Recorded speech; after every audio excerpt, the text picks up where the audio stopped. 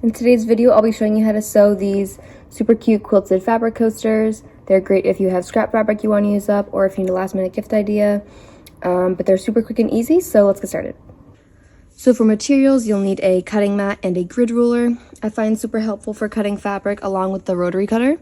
You could also use scissors though, and then you'll need 2 fabrics, one for the main fabric, one for the bottom fabric. I cut mine into 5x5 inch squares, and you'll also need some batting to quilt the fabric. Also need some sewing clips, and I just use this small crochet hook to poke out the corners of my project when I'm flipping it inside out, but you could also use a chopstick or a pencil. So for fabric pieces, we have our top and bottom fabric in 5x5 inch squares, and then I just laid my main fabric on top of a piece of batting, and I just roughly cut out around it so it's a little bit bigger than the fabric piece. And now we can go quilt it. For the quilting part, if you have a walking foot, I find it super helpful for quilting. It helps it not get bunched up, but a regular foot will work fine as well. I'm just going to change mine into my walking foot. So for quilting, I'm going to quilt mine like this one. I'm just going to do squares, so I'll go down and across. You could also do diagonal quilting, so you could get more of a diamond. You could do just vertical, or you could not quilt it at all. So it really just depends on how you want yours. And I have a guide bar right here. It just attaches to the back of the walking foot, and it just helps keep your quilting lines straight. Or you line up wherever you want your next quilt line to be, and then you just make sure that stays in line with the line that you sewed before, and it will help evenly space your lines.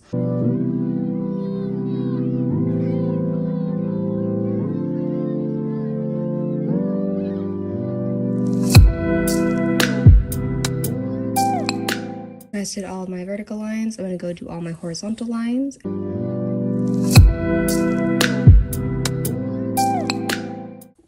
So now we have our quilted main block and our regular backing. I'm just going to trim up the edges of this. Just make sure it's a nice right angle. And then I flip this. So now I just have it lined up 5x5 inches, and now I can just trim this back into the original shape. All right, so now it's trimmed back up into a 5x5 inch square. So now you can take your main fabric, you want to have it right side up, and then your backing right side down if yours has a right side, and then place a couple sewing clips just so it stays in place. So we're going to sew this at the sewing machine. We're going to sew around the sides, but we're going to leave a 1.5 to 2 inch gap right in one of the sides so we can flip it right side out at the end. So you want to make sure you don't start at a corner. You want to start somewhere right here. So our 2 inch gap is in the middle of the side. It'll make it easier to sew up the hole closed at the end. You can use whatever seam allowance you like. I'm using about 1/4 of an inch. So yeah, you want to make sure you back stitch right there to make sure it doesn't come undone when you're flipping it right side out.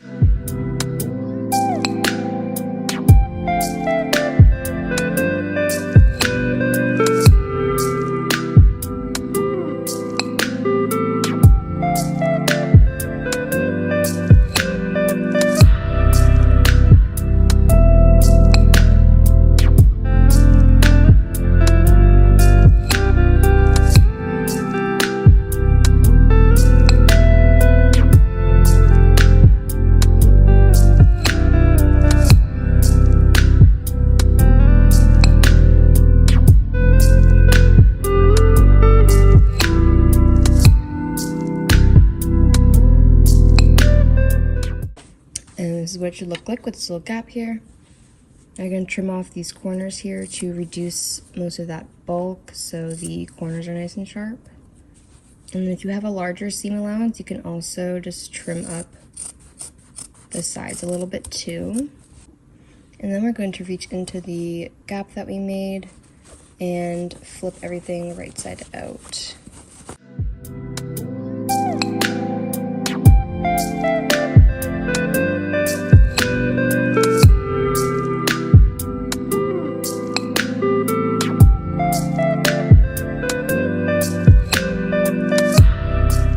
When I use my crochet hook or any pointy tool, and I poke out all those corners.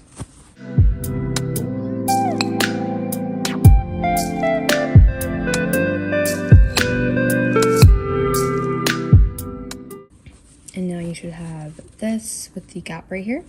I'm gonna take it to my iron and just iron this shut like this so it's nice and flat.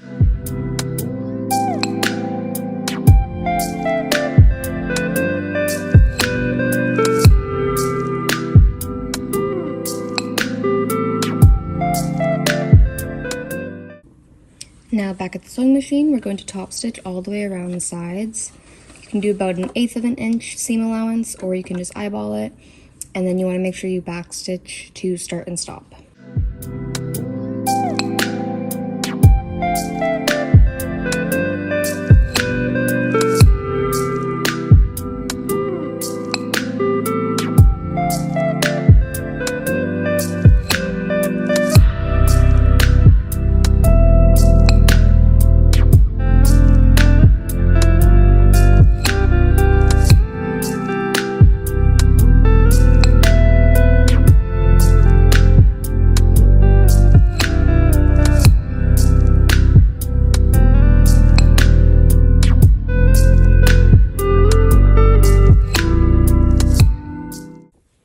And now your coaster is done. There's so many different ways to modify this pattern once you know how to construct it.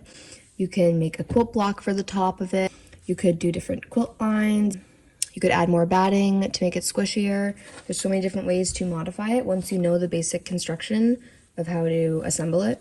But yeah, I hope you enjoyed this pattern. Feel free to like, comment, and subscribe. And yeah, I will see you in the next video.